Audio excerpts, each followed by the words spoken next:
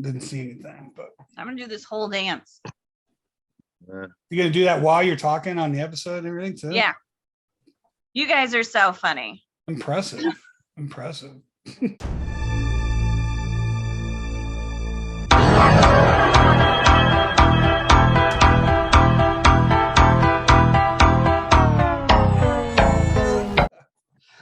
All right. Well, good to have you guys back. Happy New Year, everybody. Hope everybody's doing well. How are you guys doing? How did you guys bring in the new year? With movies. Movies?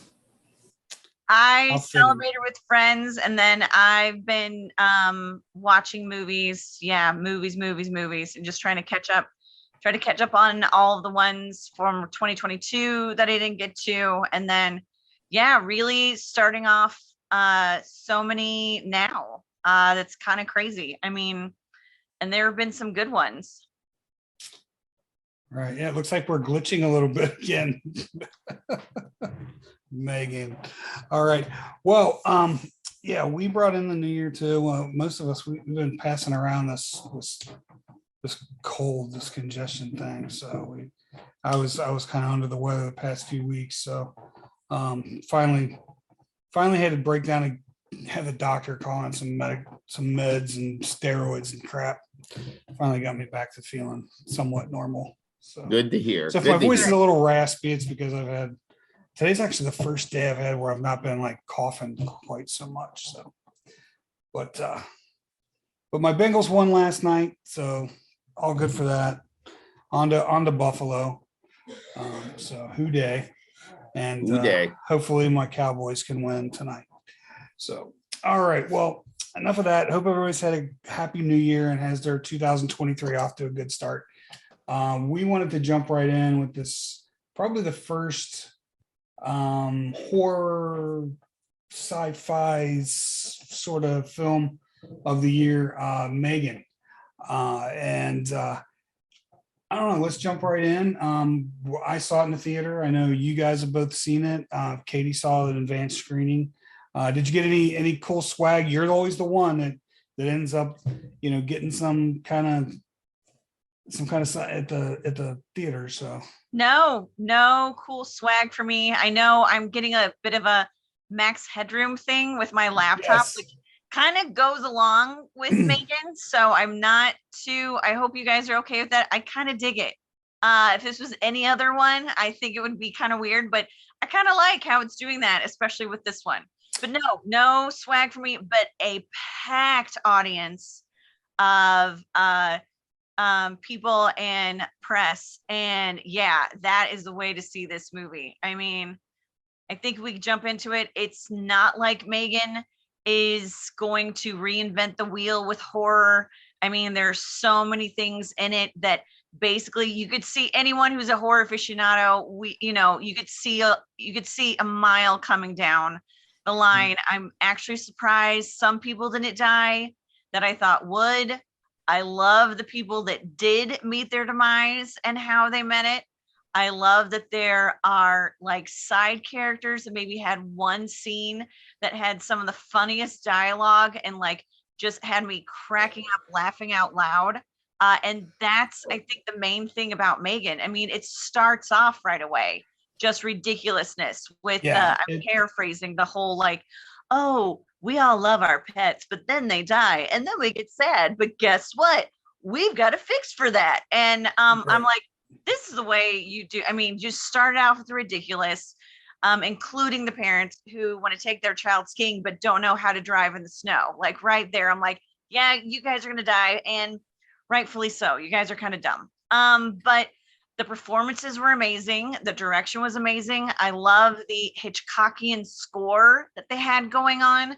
I love that it also had like this kind of moral message that you want these things to help with your kids, but they're trying to help the parents, not replace the parents. And exactly, that's what Gemma, who is Allison Williams, which kudos to her. I love The Perfection and I loved Get Out. So nice that she's like, going on this horror train and stuff. But and Violet McGraw. I think she's incredible in this, but I think it really has a little moral message about parenting and what we should be using these devices for. Very similar to latchkey kids in the 80s. How, I mean, hey, I know I was raised by the TV for a number of hours, you know, Yeah, after I was a got home latchkey from kid as school. well. You know, Yeah, but I think it's great. I like that it had the bloodshed, but not too much. It showed what it needed to show. M3GAN was creepy. M3GAN was awesome. And yeah, I mean, I'm raving about this film, and I love the fact that I think we can definitely have a sequel and a franchise. I can definitely see sequel and franchise. I the I really enjoyed M3GAN, and which is kind of strange for me because honestly, I'm not a big Child's Play fan. I'm not a big Chucky fan. But there was something about this that I think it was because Chucky's the doll, and it just I don't know. I just cannot wrap my head around Chucky being scary. Chucky to me is not was more it was more funny, and it was more of a the wise cracks and that kind of stuff. And I mean, I know there's an audience for that, and people that appreciate that, that's fine. It's just not my cup of tea. But this was completely different because it had AI in it. It has a robot. I mean, it's nearly the same size as this girl is. I mean, it's so lifelike. And it just they made it creepy. They made it really creepy and made you really think about so many devices that we use that are supposed to be and make our lives more convenient, because honestly we as humans have just become so damn lazy. We want things to turn lights off for us, and we want our cars to remote start, and we want to be able to turn. I mean, for God's sakes, my smoker, I can control it from my phone. I mean, it's ridiculous how much we use things to wired in to help control everything. And what's like kind of what you alluded to, what started off as someone to replace and befriend the little girl to help ease the pain of her losing her parents, replaces her and basically encompasses her entire life, becomes her entire life. She doesn't want to do anything but hang out with M3GAN. And that can be a very slippery slope and be really, really dangerous. But I thought, like you said, the performances, the acting was stellar, score was great. And kills were good. I mean, nothing too crazy. Nothing that really stuck out that didn't fit. I thought that it was a little bit slow towards. I mean, like you said, it did start right off the bat. I mean, right. I mean, it starts like right now, which was really odd because then, once the accident happens, things kind of slow down, and it's kind of like, okay, I get that, she's going to her aunts and they're doing all this kind of stuff, but it slowed down a little bit more. And I think what would have helped, I think, is having a couple of other small characters that really weren't integral pieces to the film. Maybe a couple of side kills that maybe the characters that weren't even aware of, that M3GAN, kind of like the neighbor. She kills the neighbor. They found out that part, but like maybe, one or two other kills in there would have like maybe just helped with the pacing of the film a little bit. But other than that, I mean, I thought it was really enjoyable. Thought it was a good start to the horror sci-fi start to the 2023. Well, I can tell you guys that M3GAN cut me off there. She took me off camera. So my apologies for all those out there. What'd you do to piss her off, man? Well, she didn't like what you guys were saying about her. So I was the blunt of the attack here. So, Okay. I was listening to what everyone was said. I just lost my camera there for a second. So my apologies. But, listening to you, Katie, as well as you, Oz, there's a lot of things I agree with when it comes to this.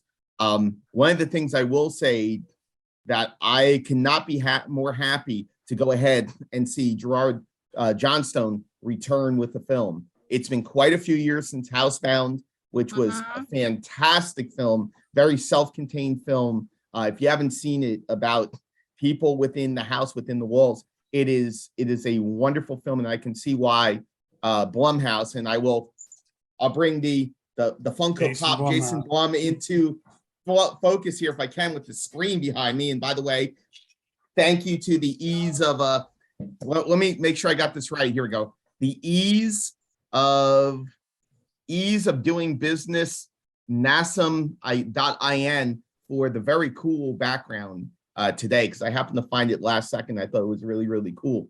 But to have Gerard come back with a film, and I had no idea he was even directing M3GAN. I think it's a perfect match. Blumhouse really did a big service to horror fans by releasing this film in January. This could have easily been a summer film, without a doubt. Sure. This is a film where I agree with you, and I've never been a big fan of the doll subgenre of horror, but I love what they're able to do with this. I love what they're able to create with M3GAN. M3GAN is so much fun. It's a film that like what Blumhouse generally does, their formula is almost flawless now. You know, they can work it to perfection. They make movies for only, you know, anywhere from $1 million to maybe $5 million, and they gross 6, 7, 8, maybe even 10 times the money of what it is. And Jason Blum and company is a genius. Ryan Turek as well, depending on what film you're looking at. But without a doubt, this is, you know, I think I safely can say this is probably one of the best January horror releases that I've seen, especially in the last decade. They were smart for releasing it when they did. They went ahead and they not only created what I guess kind of re-envisioned, you know, played with the doll genre. Sorry, the bad pun there. But they went ahead and they went practical on this, which I absolutely loved. I mean, there's visual effects in it, obviously, but they made it PG-13, or at least in that ilk, where there wasn't too excessive kills, so they could get the teen audience. They had a practical girl inside the M3GAN suit, which I was saying before we came on, that if you look at the behind the scenes of the young girl who is M3GAN, let me make sure I got her name up here, Amy Donald. When you see her do the dance and the stuff that Jeff McEnvoy, I believe his name is, the editor, cut from it, it's even creepier than it was on screen. And that was one of the great things about this film, was the promotion leading into it. The trailers were always on spot. They always piqued your interest. And that's one thing Blumhouse does so well also. You know, whether it's the actual movie or not, they go ahead and pique your interest. But it was everything you could have hoped for what should have been a summer movie that ended up in January. It kicked off the horror calendar really, really well. It was fun. It was playful. I agree with Yaz. It was a little bit slow in the middle.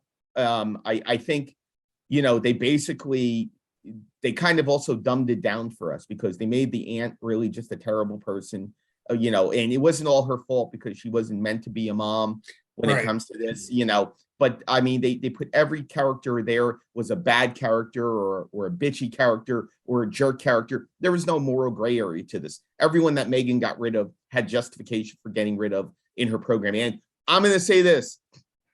Blumhouse did something. Blumhouse did something that's awesome. They are now, you know, tongue in cheek, working with Marvel, because this is Age of Ultron for a Blumhouse audience, folks. This is exactly what Ultron was with the Avengers, where the programming justifies every single thing that he, in that case, or she, in this case, is going to do. But it was a lot of fun blending elements like Terminator, 80s horror cinema with it, even comic book with it. It was just a fun ride. I enjoyed it. I don't know if it's going to be in my top 10 yet, but early returns are in, and it definitely has a shot because of how much fun it was, minus the simplicity and the spoon feeding of what the narrative was. They really did a tremendous job. Yeah, and that dance thing, you know, when I'm kind of unsure if part of me kind of wishes that they kept that out of the trailer and you saw it. I don't know. It creeped me out so much, dude. That is so uncomfortable to watch. At least it was for me, uncomfortable to watch that dance. It is. And honestly, when in the trailer, when it shows her chase, she's comes up to the boss guy, and he was a total idiot and jerk, but it was so funny. When she starts doing the dance, I was expecting that to be like her taunting him, like maybe since he was the CEO or whatever of a toy company, that maybe he had, done something kind of shady with girls, and that maybe she was taunting him doing a dance, and then he was going to get his for that. That's kind of what I was expecting. So when I saw that her doing that dance, that's what made it even more unsettling. That, well, nope, he wasn't like a creepy old dude that had, he was just a jerk off. She just did that dance for shits and giggles. I mean, I don't know. I mean, and then tears the lever off that slicer, man. And I was just like, wow, okay, this guy's. Let's talk about that. What are the odds that there would be a slicer? I mean, that's like from the 1980s that there's a slicer here in a modern day computer company, like company. I mean, unless that was a little. I mean, I didn't even think about it as I'm talking to you guys. I'm like, what the hell would that be there? I mean, I had that in elementary school. I remember seeing those in the classroom. Yeah. Unless they had those as like antiques, like kind of around, like, I don't know. My mom has a telecommunications business and has all kinds of old like phones from all different eras in their office. So I don't know, maybe toy company, they got stuff from all kinds. I don't know. But it was right next to a copier though, wasn't it?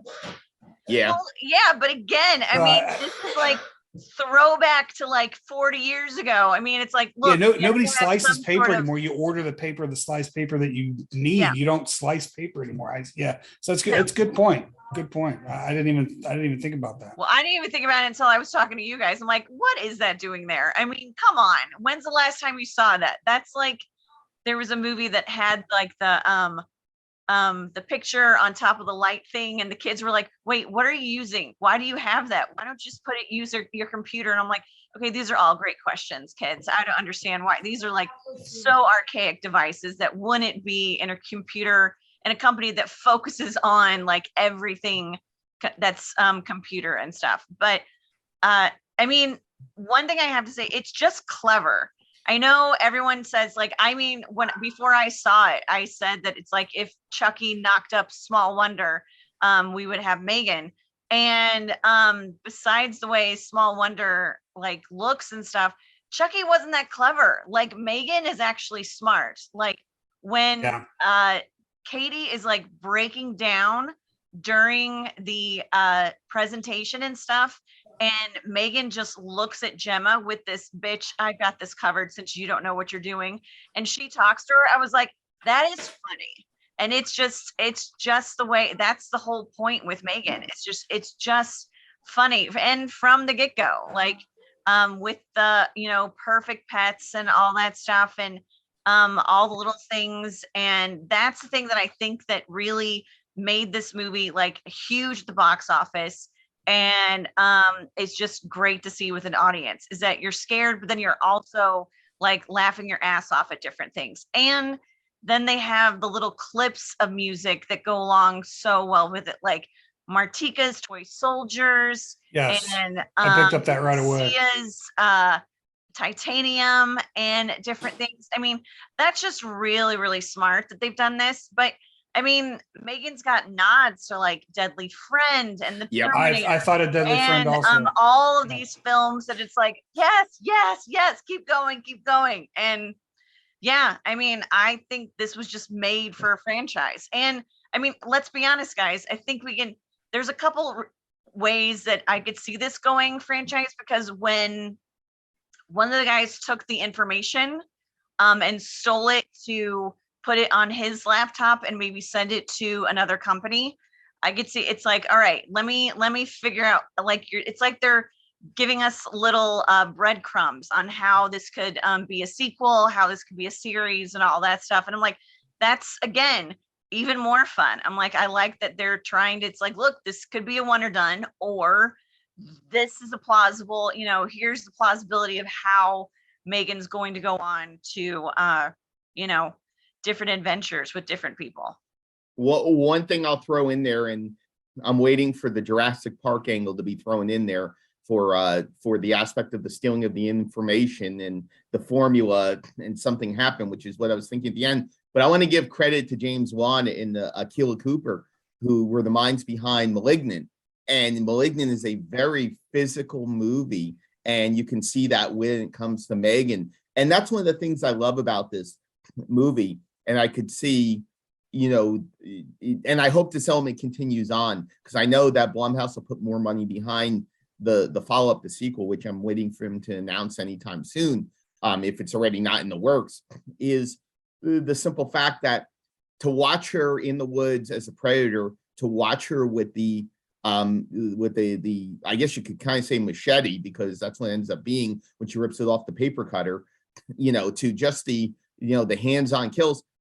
You know, there's an evolution of her as a character, as a predator, you know, as a supreme predator. And, you know, Akilah Cooper and James Wan, they're huge horror fans. You know, their lineage and their roots go so deep when it comes to it. So to call out all the references we already have, plus you could throw Friday the 13th in there, to say the least, when it comes to it, you know, it's just remarkable. You know, the one thing that I bothers me about this, and I don't want to sound like I'm being moany and complaining, but, you know, we really enjoyed M3GAN. I think across the board, you know, it was a fun film to go see, whether you're a fan of it or not. It's the kind of film you want to see with an audience. But that's the thing that really kind of bothers me about the film also, is the fact that, again, and I just saw Skinamarink, and, you know, I wasn't the biggest fan of Skinamarink. I felt Skinamarink was very rudimentary, was something you see in film schools, because I just spent 2 years in the film school watching people, you know, 20 years younger than me work on projects. And I'm not taking anything away from anyone who makes a film, because even making a 60-second film is a lot of work to be able to do. And I know that for a fact. But Skinamarink is somewhat of an original kind of concept. And it's hard to get our heads around it because it's so experimental, but it's an original concept. We're sitting here cheering because we love the lineage of all these different films that influenced M3GAN. But M3GAN isn't, as I think Katie said at the beginning, isn't reinventing the wheel. Why it's a good film, it's a fun film. It's also something that layer upon layer of everything that we've seen before. And that bothers me a little bit with it, is that we see it, we've seen this all before. Now, they were able to do it in a really successful formula. Loved M3GAN, as I said before, could be top 10, but it also kind of bums me out that, you know, this kind of stuff, and even Gerard Johnson's Housebound, which was more of an original film than this was, is kind of just forgotten. So, you know, remember to go, you know, it's great to see this, but support more original horror content, something that people are putting out there, you know, and, you know, like James Wan did, creating the torture porn subgenre of horror. Him and Lee Winnell created that.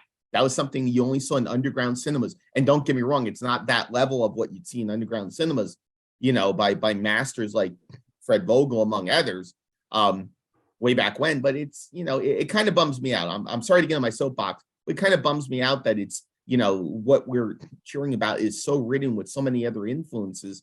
It's just, it bums me out when it comes to it, but still worth seeing because it is a crowd pleaser. Yeah, agreed. Really? I have a hard time believing that, Oz. No, I mean, I agree. I mean, like, you know, it's not reinventing the wheel. I mean, it's a new spin-off of, you know, it's obviously had its influences from other films, and not anything that we haven't.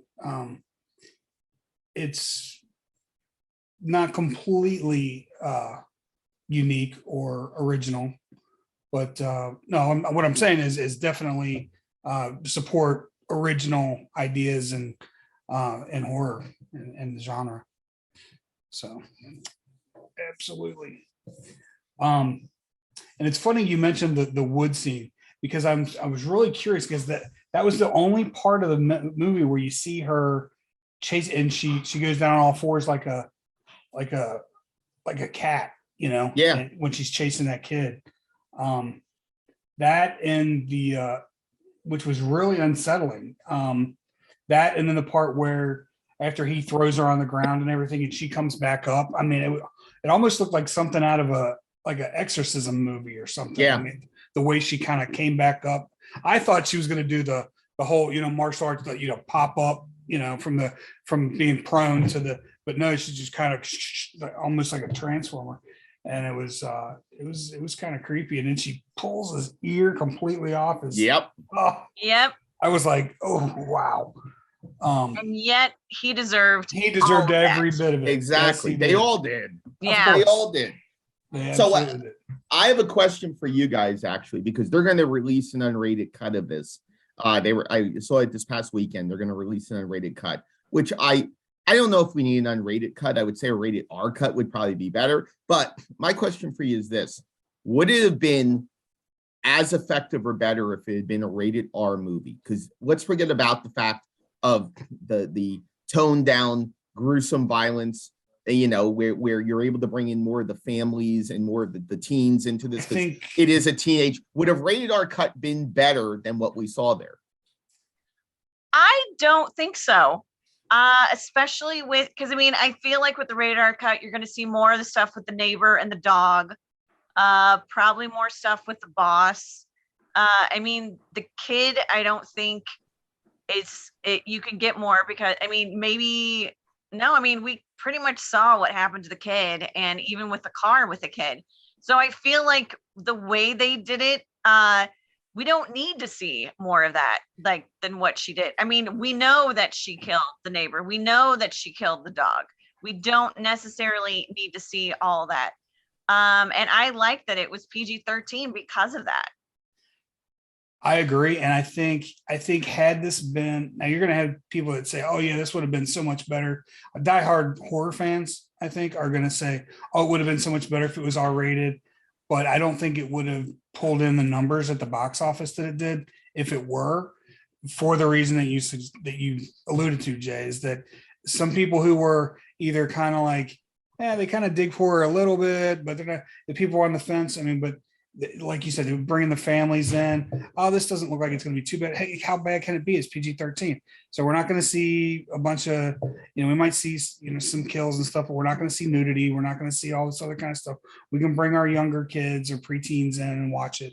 And I think if it were an R rating, it would have scared a lot of those people out of the theater, and more people would have been like, okay, we'll wait till it comes out on streaming. I'll watch it before I decide to let my kid watch it, that kind of stuff. So I think that's my opinion. Well, and the other thing is that, with Megan's lines, she has those one-liners, and you don't need to see a lot of stuff after that. That kind of takes away from the effect of the dialogue that she has. I wouldn't be surprised if in the R-rated version that the therapist ends up getting killed, because that's honestly one character that I was very shocked didn't get killed, especially when you get to that point. Spoilers. We kind of said that earlier, but when Megan says that she hurt Katie, and she's like, she didn't mean to. Anybody else who inflicted any sort of emotional or physical pain on Katie ended up meeting a very grim fate. So I would be surprised, or I wouldn't be surprised if in the R-rated version, we do find out that the therapist was actually murdered. That makes sense. And one thing I'll throw in, and I thought it was one of the best transitional and justification moments, is when they are in there for the first showcase of Megan and the little girl, and that memory of her mom and the explanation behind it.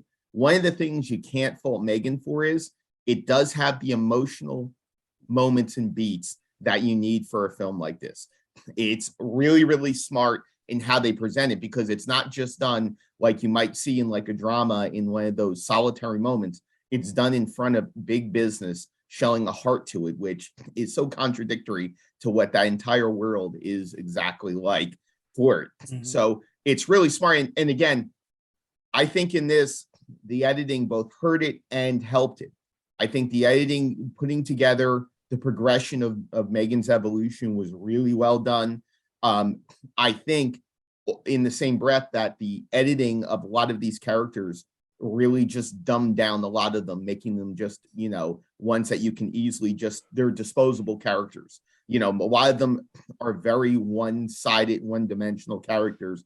And again, this is about M3GAN. This isn't even about the little girl. This is about M3GAN, the entire movie.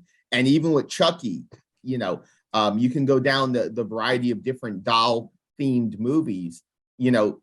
Usually the next tier down of top cast and the sub characters have a role in it. But I think it's what you said, having a couple extra side characters, building that humanity to it and building the world around them, I think wouldn't have been a bad thing. Even if they just came in and just like 90% of the characters played a certain role and then were, in a grave, that's about the extent of it.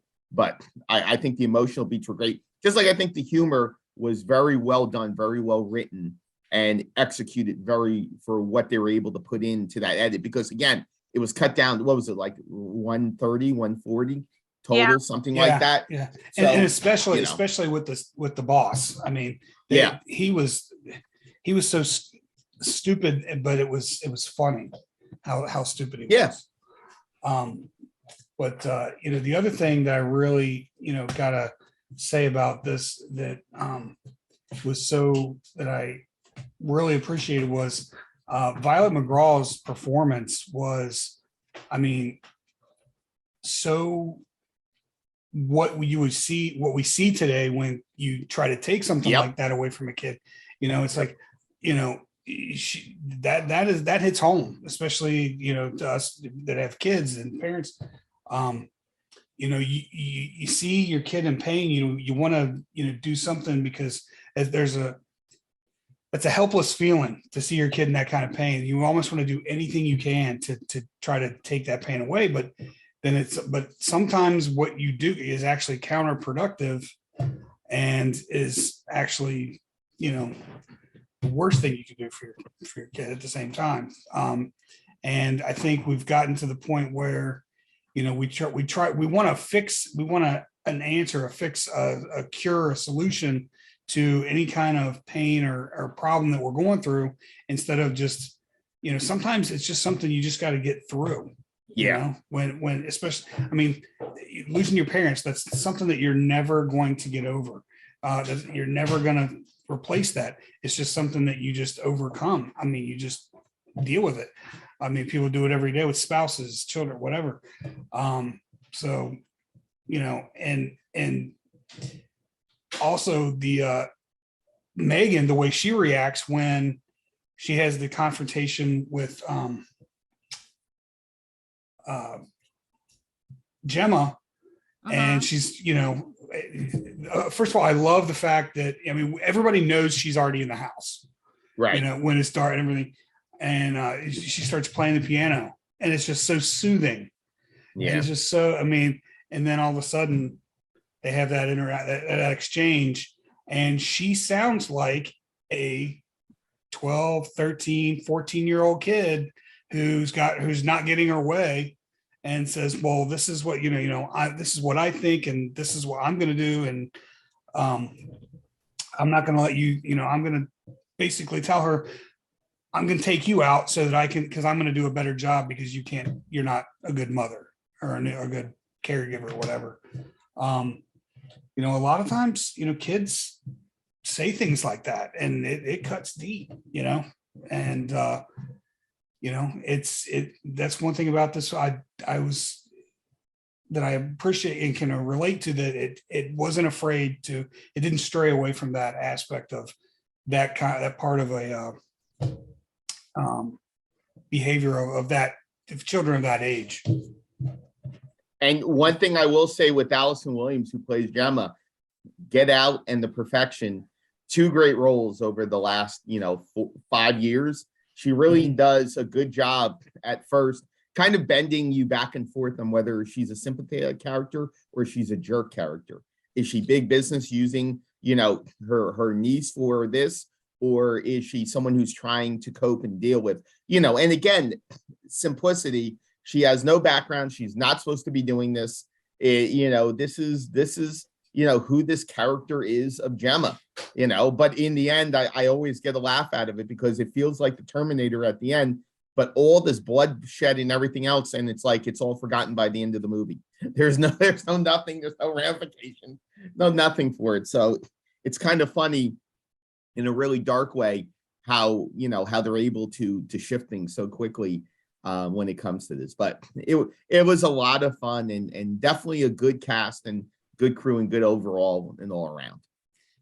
Well, and one of the things with the Gemma character, I mean, they say in the film that when the wreck happens, when she is doing wrong by her employer, like she's not supposed to be working on M3GAN. Right. Like she's used $100,000 to make this machine that hasn't worked.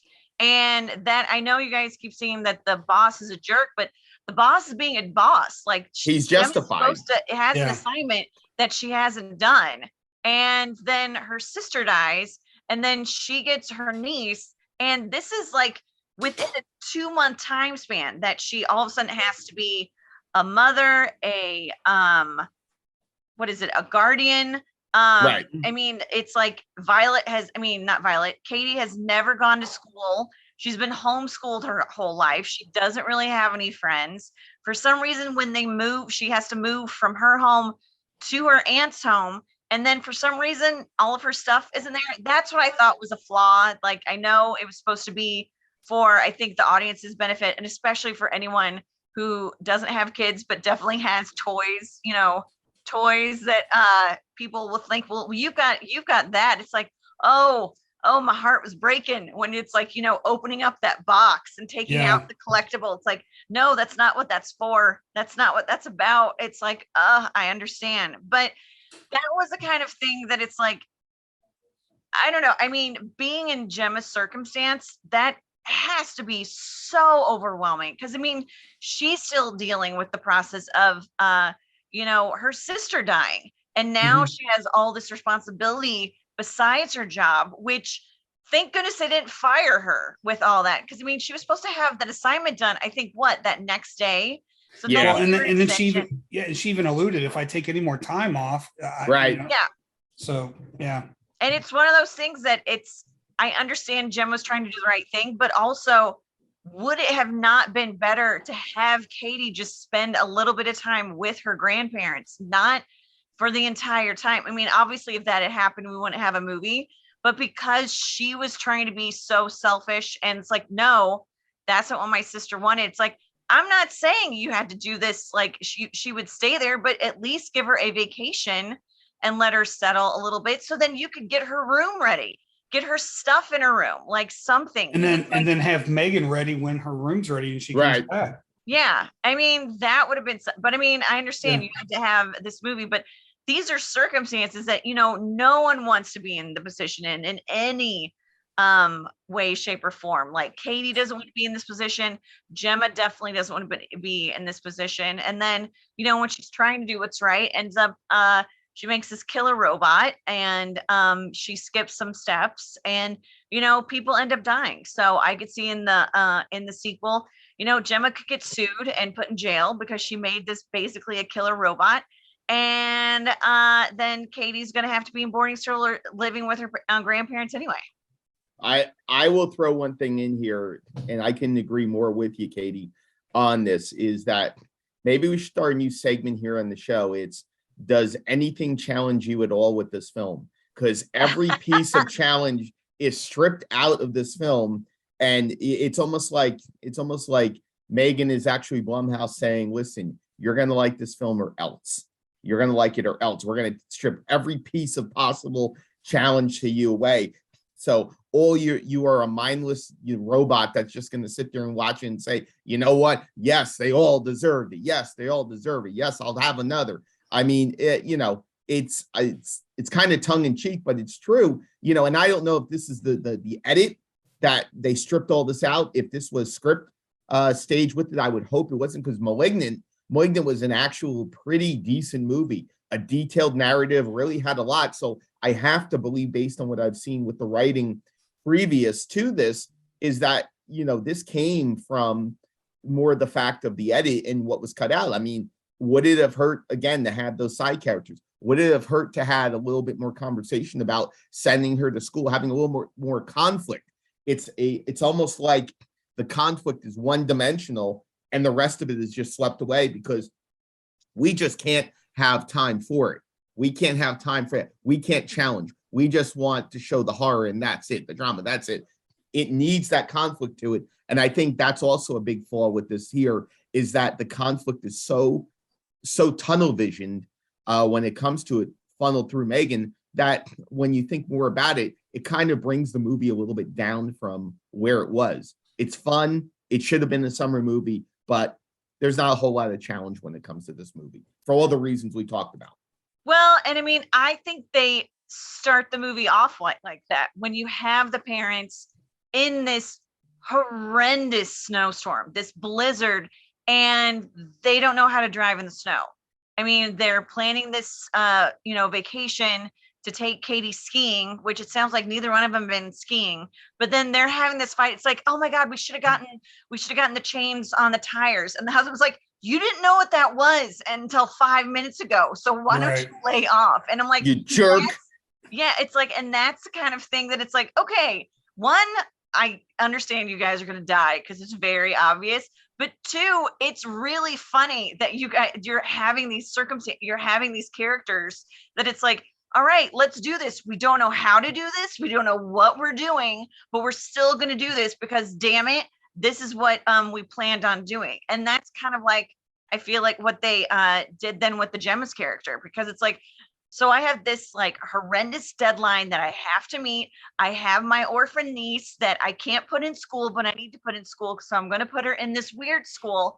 And I know nothing about parenting. I don't have any of her toys. I don't seem to have any of the stuff that she had from home, but I'm going to do this because, damn it, she's not going to live with her weird grandparents in Florida for maybe a couple of weeks so I can get this done.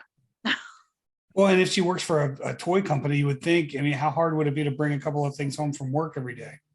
You would think. I mean, she's the one who gave her the farting thing that was in the pooping, car. not the farting. Pooping. Oh, it was farting too. He farts and it poops. Did everything. Yeah.